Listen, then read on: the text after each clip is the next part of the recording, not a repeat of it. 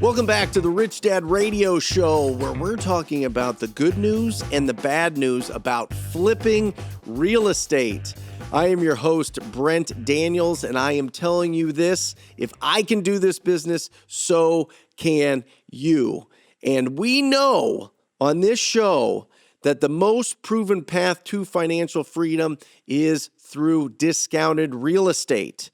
So I want to jump in the time machine. I want to go back to 2013 and give you a really interesting example of how you can go out today, take massive imperfect action, and find yourself an incredible real estate opportunity that could mean $10,000, $20,000, $30,000, $50,000, upwards to $100,000 by just this example right here. By just this story that I'm going to tell you, you can go out and implement this into your marketplace, into wherever you want to buy and sell real estate or own real estate. You can go out there today and go find a great deal. So it's 2013. I am walking down 42nd Street in Phoenix, Arizona. This is a really popular area because it's a neighborhood that was built in the 50s and 60s. And back in the time, they were building smaller houses. These houses were, 1,000 to 1,500 square feet, but they were on good sized lots. They were on 8,000, 10,000, 15,000 square foot lots. So it was a really popular area for investors that wanted to do fix and flips. And I was given the Rich Dad, Poor Dad book in the year 2000 as a high school graduation gift, and it broke my brain. I mean, it changed my life forever. And so I went to college, I got my real estate license, and I started working as a real estate agent because I needed some active income, right? I needed some cash flow coming from my efforts every single day. I couldn't afford to buy assets yet. I couldn't afford to be on the right side of the cash flow quadrant where it's the business owner and investor. I was more of like self-employed as a real estate agent. And so I built relationships with real estate investors in town, and I knew that if I could find them opportunities, if I could find them people that wanted to sell their properties and they weren't on the market, this is very key. These are off-market opportunities. These aren't the properties that are listed on the MLS, on Zillow. These aren't for sale by owners. These are people that nobody else knows about because they haven't really raised their hand that they're selling their property. And this is really key. This is where you find the absolute best deals. I'm telling you this. So I was walking down 42nd Street. I got to the end of the street. I'm dripping in sweat, literally dripping in sweat. I had a tucked in polo. It was like a golf polo that was, one of those that, it's really good for sweat, right? It's like a nylon material. I was wearing shorts and a pair of sneakers, and I knocked on the last house on the corner, and Carol answered. And Carol came out, and she was lovely. She was a really wonderful gal, and she could tell that I was nervous. I had never really knocked on a lot of doors. I was always very afraid of initiating conversations with strangers. When I was growing up, and you had to do fundraisers by selling whatever, tickets or candy bars or whatever else, I'd always delegate that to my dad to take it to work and do that for me. I was always afraid to go out and initiate those conversations. It just wasn't something that I was used to. It wasn't something that I had ever done. So I had pushed that down. I had pushed that fear down, and I decided I was going to take massive imperfect action. I was going to go out into the streets and find opportunities, because I was broke. I didn't have any money for marketing, so I had to do something. And I know that I have a big motor. I know that batteries come included with me. I know that I have good energy, I have good intentions, I have good morals, I have good ethics. I know that if I can just have a good conversation with somebody, that I can make something happen. So I'm talking to Carol, and I ask her, I say, I've got an investor that's interested in buying homes in the area. Would you consider an offer on your property?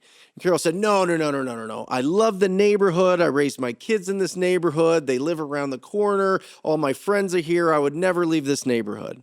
And I said, okay, no problem. Do you have any other properties that you would consider selling? She said, no, this is the only property that I have. And as I go to turn ready to go back down the other side of the street, she said, you know what, hold on a second.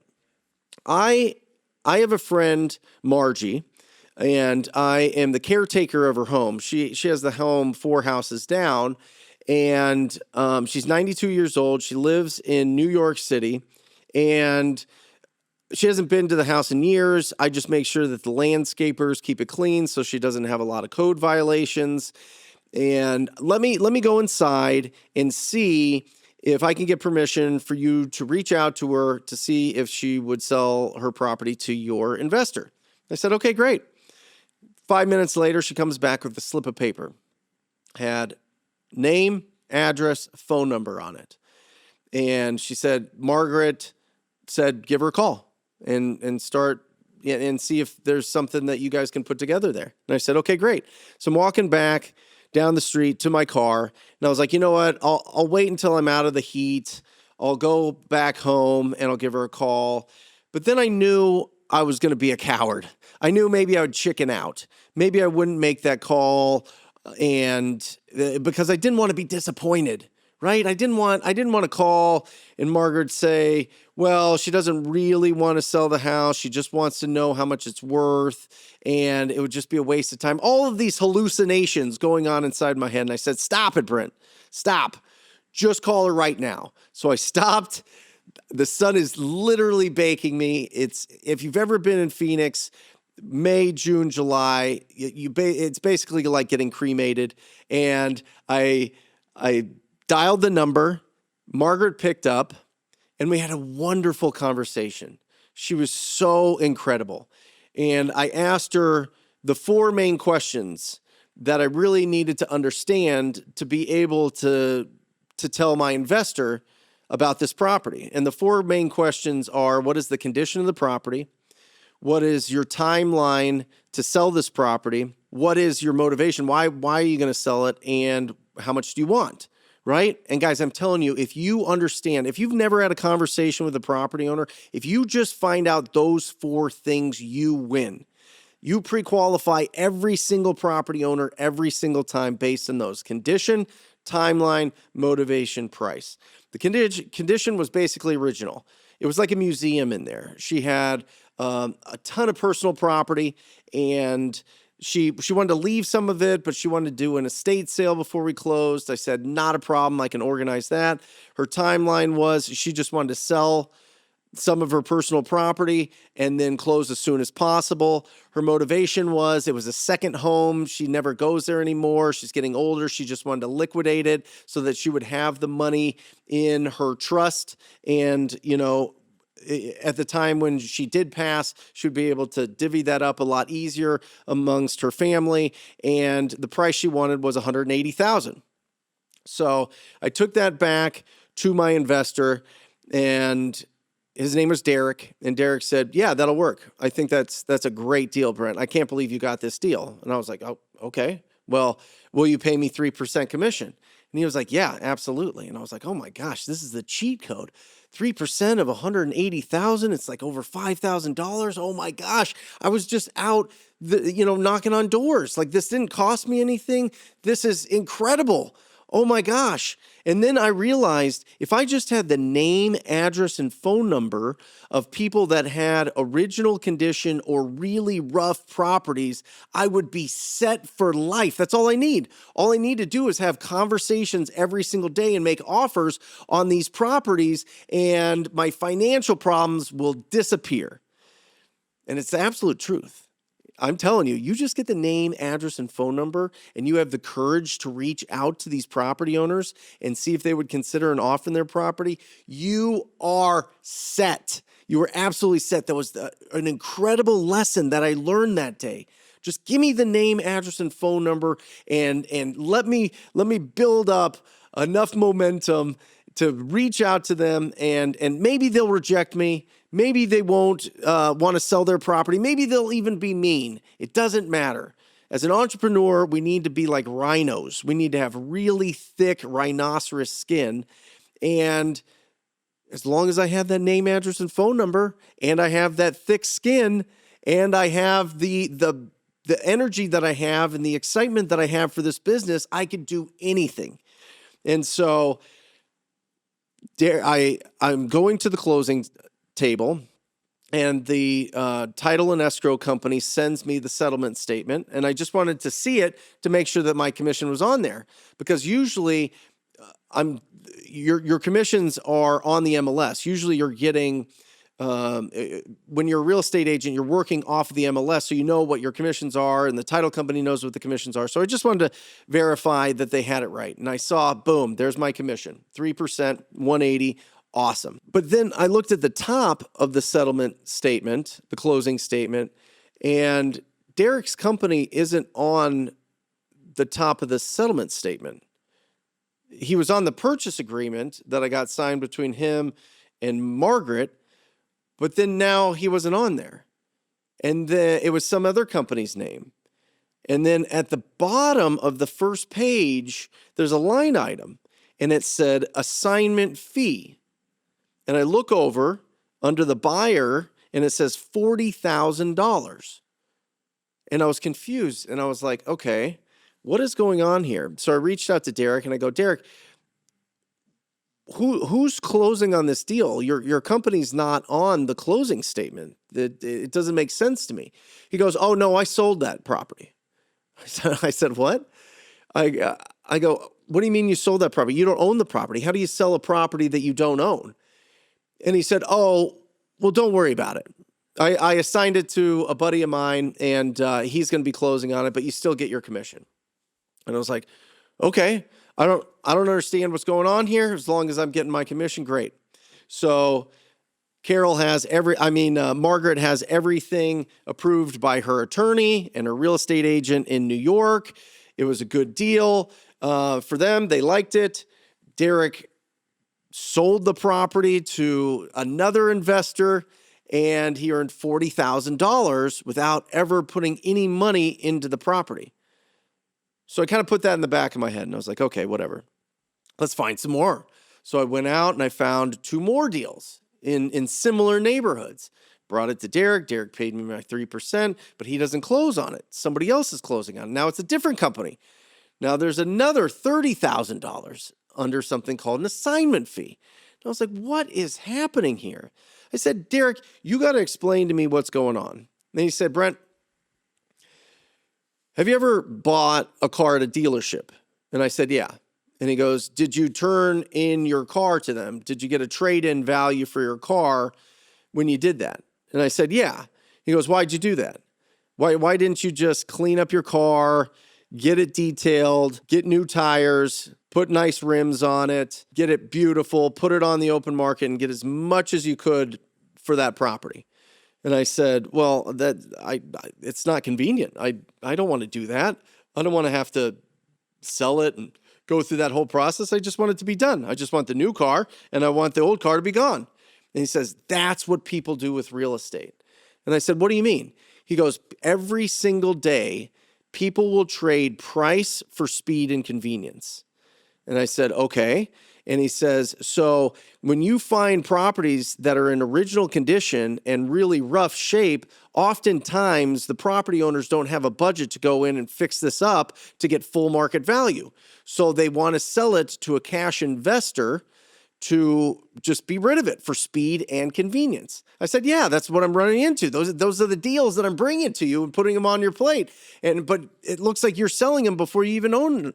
And he goes, yeah, because there are other investors that want these deals, and they're willing to pay me the assignment fee to take over, to scratch my name out of the purchase agreement with that seller and put their name in so they can buy the property with the terms that you've negotiated.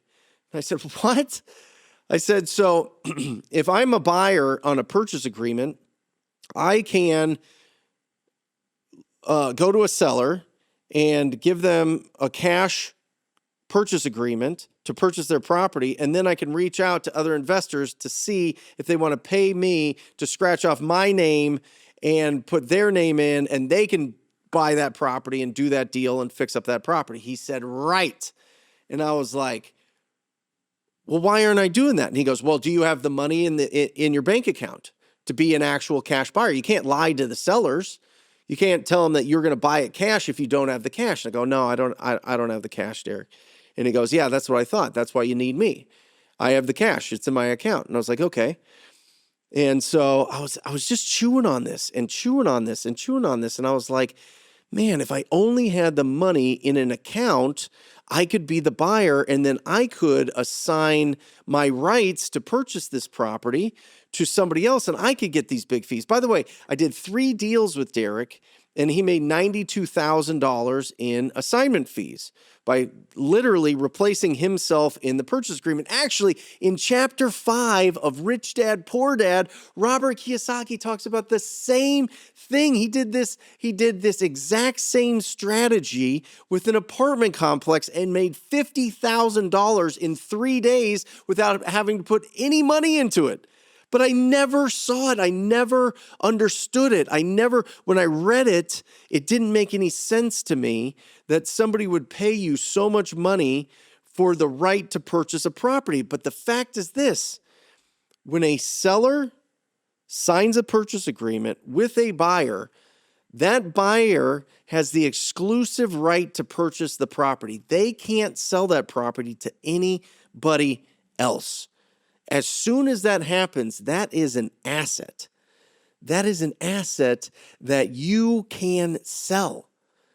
And so you can flip properties that you don't own. I have done this over almost 2,000 times. I would say over 2,000. In about 15, 20 more deals, and I'll be over 2,000 times I have flipped properties that I do not own using this strategy. But what about the money in the account, Brent? What about that part? Well, this is what is amazing. This is why real estate is the best business ever. Ever. Nothing's even close. I was at a title company meetup event, and I met a guy named Chris Iman. Chris Iman is a hard money lender and a wholesaler in town. And I was telling him about my predicament, about how I don't have the money in my account. He goes, what are you talking about? He goes, you don't need the money in your personal account. I go, well, I can't lie on a purchase agreement, say that I'm going to buy a property for cash and not have that money. He goes, I have the money. I go, what do you mean? He goes, it's called transactional funding. Okay, you're saying words, but I don't understand what they mean. Transactional funding. He says, listen, Brent, there is more money than there are deals. Okay. You find an unbelievable discounted deal and I will fund 100% of the purchase. I will give you 100%. You don't have to bring any money to the table if it's a good enough deal, because it's not a risk for me. I understand the market. I've been doing this for 15 years. I've seen every deal. I've been at all the foreclosure auctions forever and ever. I understand values. You could tell me an address and I can understand if it's a deal in 5 seconds. And I was like, holy cow. So you're saying that you have millions of dollars that you will back me on any of these deals as long as they're real deals? He said, yes. That's when it changed forever. Guys, the whole industry is set up for the people that take the time to build the skills of finding discounted real estate. Everything else is taken care of. I am telling you, you could Google transactional funding right now, and I am telling you there is companies lining up to provide 100% financing for you without any experience, without good credit, without job history. They don't care because it's called something, it's called asset-based lending. Asset-based lending. That they're looking at the property and the price of it and the potential of that property. They're not looking at you. It like blew my mind. It's like when I read Rich Dad Poor Dad, it broke my brain. Now I'm an actual cash buyer. You're an actual cash buyer. Everybody's an actual cash buyer if you build the skill of finding discounted real estate. It's the absolute fact. Guys, we have training on this at richdad.com. You can go to that. You can see that. I've got a whole hour of training showing you exactly how to do this if you're interested in it. Also, if you're watching this on YouTube, put in the comments section how you feel about this. Put in the comments section what you know about this, or if you have questions about this. I would love to start a dialogue with anybody that wants to talk about this, because wholesaling real estate is the backbone of all of the fix and flip properties, all of the BRRRR strategies. It all starts with finding a great deal. And that's really all wholesaling is. Wholesaling is the art of finding discounted properties.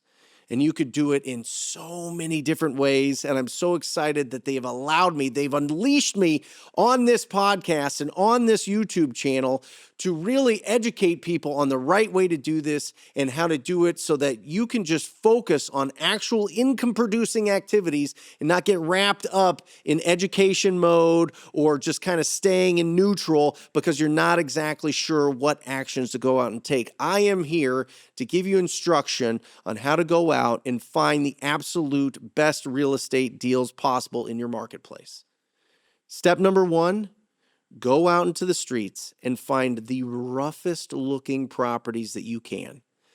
Go out there and find the roughest ones that you can, and you knock on that door, or you send them a handwritten mailer, or you find their phone. You could literally plug in their address on Google and find their phone numbers and reach out to them and see if they would consider an offer on your phone.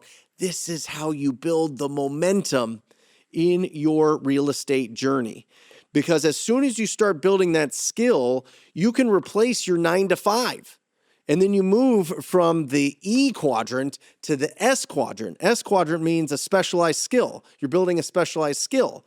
And then at some point, you're going to be so good at this and making so much income that you can start hiring people to replace you in certain parts of that, the certain roles in the business. And then you get to fire yourself. Then you become a B. You're in the B quadrant, and once that's running and you get to work on your business, not in your business, that's when you focus your efforts on buying the best investments, and you get into the I quadrant. That's when you buy the assets that give you those beautiful, sweet words that Robert Kiyosaki has just burned into our brain: cash flow. And then the cash flow pays for our expenses in our income statement, right? And then all of a sudden, our assets are covering our expenses and we're out of the rat race, just like cash flow, the board game, teaches us. Real estate is the best business. Finding discounted properties is the most proven path for you. I am telling you, it'll absolutely change your life. I wish somebody had sat me down and explained this to me in 2000, that if I just got the name, address, and phone number of somebody that had a property that was in original condition or in really rough shape, and I built the skills of effectively communicating and understanding what a deal is and what a deal is not, my whole life would have changed. I would have been out of the rat race so much sooner. So here I am, telling you exactly what to go and do. It's up to you. It's up to you to go out and take massive imperfect action, like a 5,000-pound rhinoceros charging towards that goal of finding a great opportunity. You can do this. I believe in you. You're incredible. Until next time, love you guys. Talk to you soon. This podcast is a presentation of Rich Dad Media Network.